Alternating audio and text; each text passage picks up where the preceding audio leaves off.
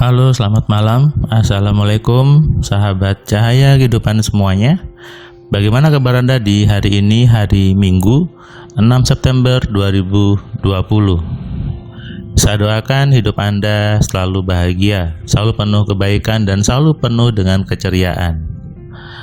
Malam ini saya membuat sebuah catatan harian untuk memberikan Anda inspirasi dan pencerahan tentang bagaimana membuat hidup itu penuh dengan kebaikan dan kemudahan. Jam sudah menunjukkan pukul 23:40. Anak-anak saya masih belum tidur sepertinya di kamar, karena kami baru saja datang gitu ya, tadi ke mall sebentar. Tadi ke mall itu, ini pertama kali kami ke mall selama kondisi seperti ini. Tapi tadi kami ke mall hanya ke bagian depan aja, serut gitu, ke toko mainan, terus sudah kembali. Kalau Anda yang Surabaya, kalau Anda ke TP itu toko mainan di paling depan. Jadi begitu masuk ke toko mainan dan sebentar, biasalah anak-anak memilih mainan kemudian kembali. Membiarkan anak-anak untuk memilih mainan yang dia suka itu adalah kebahagiaan buat saya. Kenapa?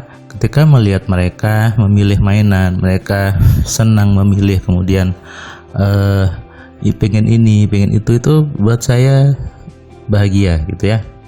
Kenapa? Kebahagiaan seorang ayah, seorang suami adalah ketika melihat anggota keluarganya punya kebebasan untuk memilih apa yang dia inginkan tanpa dibatasi.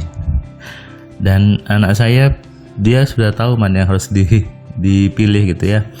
Dan meskipun banyak mainan, dia pasti milih mana yang dia suka. Kadang banyak orang tua menghalangi ketika anak-anaknya ingin mainan. Banyak orang tua lalu mengatakan bahwa saya tidak punya uang. Nak, jangan beli yang itu, beli yang ini aja. Bahkan ada yang lucu, itu sudah jelek nak, pilih yang lain aja. Padahal anaknya suka, lalu anaknya ngambek dan tidak memilih yang lain. Nah, ini yang kadang kesalahan orang tua adalah tidak mau masuk ke dunia anak-anaknya. Kalau orang tua tidak mau masuk ke dunia anak-anaknya, bagaimana anak-anaknya bisa menuruti orang tuanya? Bagaimana anak-anaknya bisa patuh kepada orang tuanya? Lalu nanti semakin dewasa, anak-anaknya suka membantah, suka tidak nurut, kemudian orang tuanya bingung. Lalu menyerahkan anaknya ke sekolah boarding, ke sekolah yang full day itu. Menyerahkan anaknya ke guru, ke orang lain. Itu salah harusnya. Kenapa? Harusnya yang menjadi tokoh panutan bagi seorang anak adalah orang tuanya. Yang menjadi role model atau menjadi contoh adalah orang tuanya harusnya. Orang tua harus bisa menjadi contoh, makanya orang tua harus punya ilmu. Orang tua harus punya power, orang tua harus punya kekuatan untuk dijadikan contoh oleh anak-anaknya. Harus tahu bagaimana membentuk anak-anaknya. Kenapa? Kuncinya dia, kita sebagai orang tuanya. Jadi salah besar ketika anak-anaknya makin dewasa lalu dititipkan sekolah yang terpisah jauh di sana. Alasannya biar mandiri. Hello, mandiri itu tidak harus sekolah terpisah jauh dari orang tuanya. Lalu ketika anak Anda sekolah terpisah dengan Anda jauh, siapa yang dia contoh? Dia mencontoh orang lain. Dia ikut mindset orang lain. Padahal Tuhan memberikan anak Anda itu untuk Anda didik, untuk Anda kelola, untuk Anda jaga. Lalu kenapa Anda sia-siakan mereka? Anda kirim mereka ke sekolah yang jauh tanpa ketemu dengan Anda, tanpa main dengan Anda, apalagi masih usia SD, SMP gitu ya, SMA sudah terpisah. Saya kadang sedih ketika melihat seperti itu. Kenapa? Artinya banyak orang tua yang gagal menjadi orang tua. Banyak orang tua yang tidak tahu bagaimana menjadi orang tua. Akhirnya menyerahkan anaknya kepada pihak lain. Ini yang saya pikir bahaya gitu ya.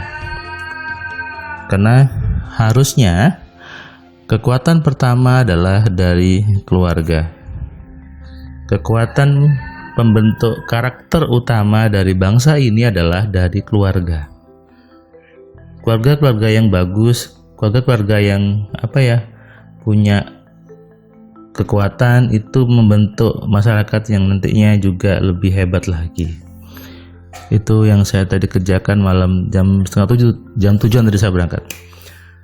Tadi siang saya memberikan kelas MC online, meskipun hari ini hari Minggu ada kelas MC online yang bukan riset ya, karena Bapak ini sudah sejak sebulan lalu minta request hari Minggu. Jadi ya udah saya plotting hari Minggu.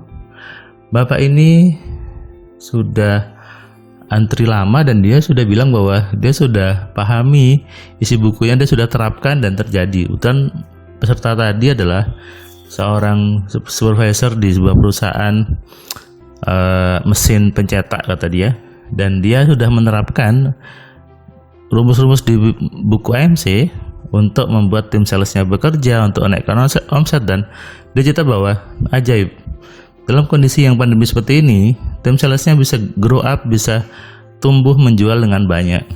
Dan dia pun tadi kagum dan heran gitu bahwa ternyata sesimpel itu ya caranya. Selama ini dia prosesnya dengan susah, selama ini belajar gitu ya, dengan meditasi, konsentrasi. Ternyata tidak sesulit itu, dan dia pun sudah merasakan bahwa dia sudah menerapkan rumus ini dan terjadi memang. Dan itu buat saya heran. Ternyata simple ya, ternyata mudah. Nah, itu sebetulnya di hidup ini. Hidup ini sebetulnya mudah. Hanya Andalah yang buat menjadi rumit. Dari mana rumitnya? Dari berpikirnya. Cara berpikir Anda yang buat rumit. Terlalu belok-belok, terlalu banyak cabang, terlalu berpikir yang macam-macam. Berpikirnya rumit.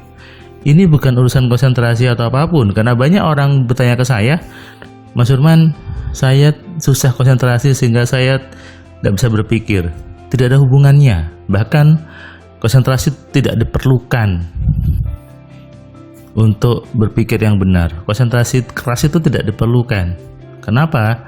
Anda jadinya sepaneng, Anda jadinya stres, kepalanya berat. Semuanya santai, semuanya simple, semuanya mudah. Itu tadi yang peserta hari ini katakan setelah belajar AMC. Dia sudah terapkan sebelumnya di buku AMC, bahkan kuis bakat kaya sudah diisi duluan, nilainya bagus. Kemudian tadi dia sudah menerapkan rumus doanya dan sudah terjadi, dia bilang. Dan saya hari ini betul-betul takjub, ternyata Tuhan itu maha baik, memberikan kita pikiran yang luar biasa. Itulah tujuan saya untuk membuat kelas AMC, supaya banyak orang berpikirnya simple, berpikirnya sederhana, berpikirnya mudah, sehingga hidupnya menjadi mudah dan sederhana. Sederhana artinya apapun terjadi dengan sangat mudah. Oke. Nah, sebagai orang tua kita wajib paham bagaimana ilmu pikiran itu. Kenapa kita harus menjaga pikiran anak-anak kita, menjaga pikiran keluarga kita agar selalu positif. Pikiran Anda sebagai suami, pikiran istri, pikiran anaknya ada 2 misalnya, maka ada 4 kekuatan pikiran di situ, berarti ada 4 power yang ketika itu digabungkan, yang ketika itu diselaraskan, maka hasilnya luar biasa. Tapi ketika 4 kekuatan itu saling bertolak belakang, maka kehancuranlah yang ada di keluarga itu. Hati-hati. Selamat malam, selamat istirahat, siapkan besok untuk hari Senin yang penuh dengan kebaikan. Salam dari saya, Firman Pratama. Assalamualaikum.